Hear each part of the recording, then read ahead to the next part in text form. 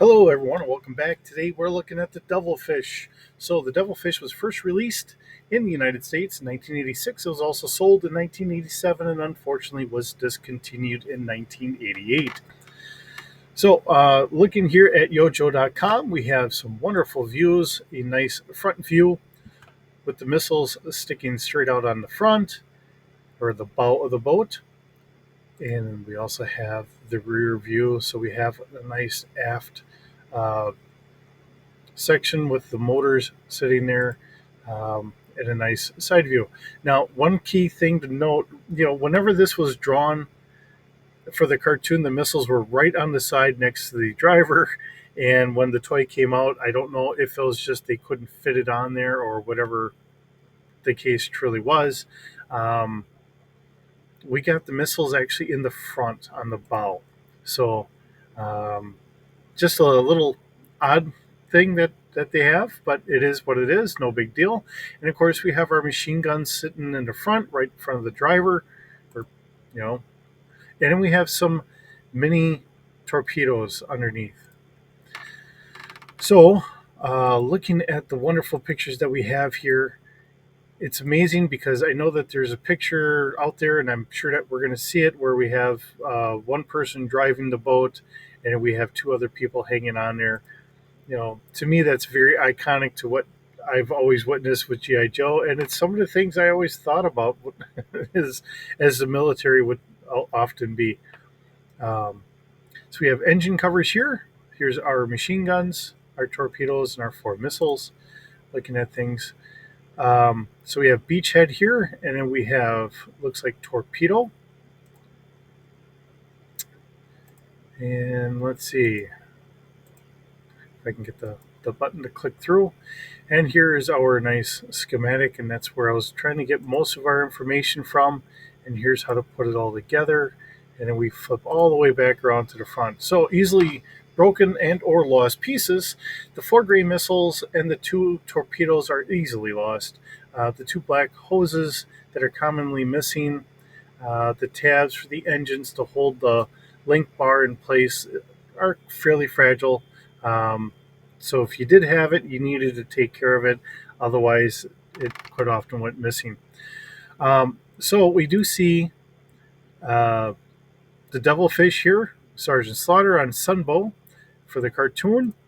And we also have it, and this is kind of what I was talking about. We have Beachhead, looks like General Hawk, and Torpedo here for G.I. Joe comic book. Trying to see if I can see which is that episode 47 maybe, or comic 47.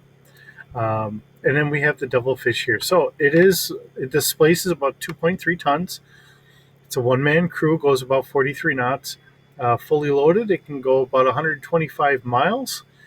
And it is armed with two hull-mounted 50 caliber machine guns with 3,000 rounds each. So that's going to be a little on the heavy side. And again, it shows the missiles on the side, although they were kind of on the toy itself, positioned in the front.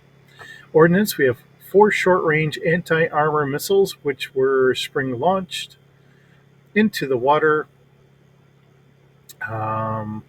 where solid rocket boosters carry the warhead to a pilot-designated target. And one of the things it doesn't say is it doesn't talk about our torpedoes down here. So that is something that's missing on the file card. And of course, we have our commercial spot here. So it's nice that Yojo always supplies us with a lot of this information here. And we do have the Devilfish and the Tigerfish. So this was done for Tiger Force as well. So we have the Italian or Indian Devilfish. So looking at it, international heroes, Devilfish. I think they threw the international part on there. And then we also have Indian Rescue Squad. So there it is for the Rescue Squad. Looks like it's going to be a different color here, possibly more of a dark blue or so. And back in 1986, this was retailed for $3.39. I think I missed that on a couple other ones, but it is interesting to see what this actually sold for. So, as always, bringing this into our G.I. Joe Star Wars role-playing game.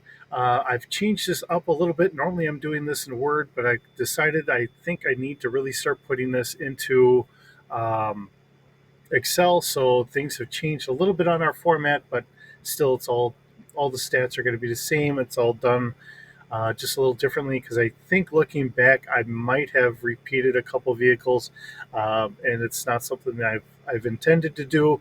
And going forward, I think we start getting some repeats as it's been redone for whatever. So this is going to be at speeder scale. I do not have a length for this. Being honest, I just really don't. Um, I could easily put this at roughly, I don't know, maybe 15 feet. I don't know if that's going to be long enough. Oops. Oh no. And trying to get this all added in here because things are a little different typing it in. The way it pasted in or whatever, it's a little different. So when I go forward, I will end up trying to correct all this. But we'll just keep going forward from here. Um, has a crew of 1 passengers. We do see that there's up to 2 passengers, although it's going to be a little crowded.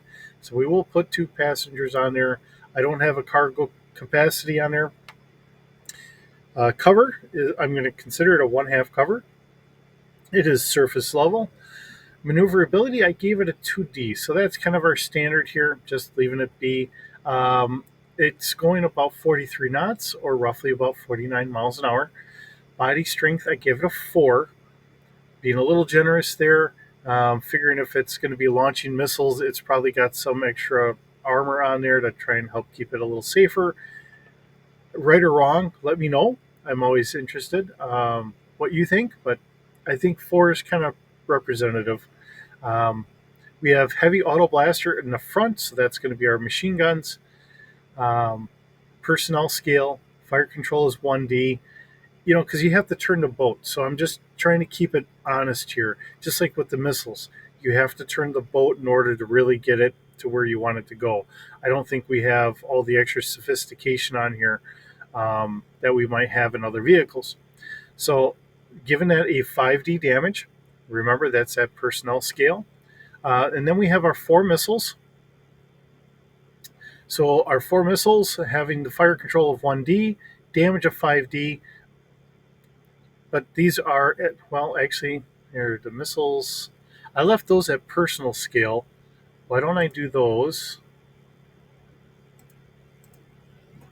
Because I'm trying to get this done here correctly. Um, why don't we say that this is at speeder, and then when we have our torpedoes here, trying to find this one scale.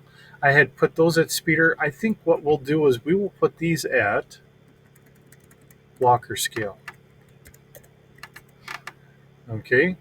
Um, that makes the 2 torpedoes a little bit more deadly.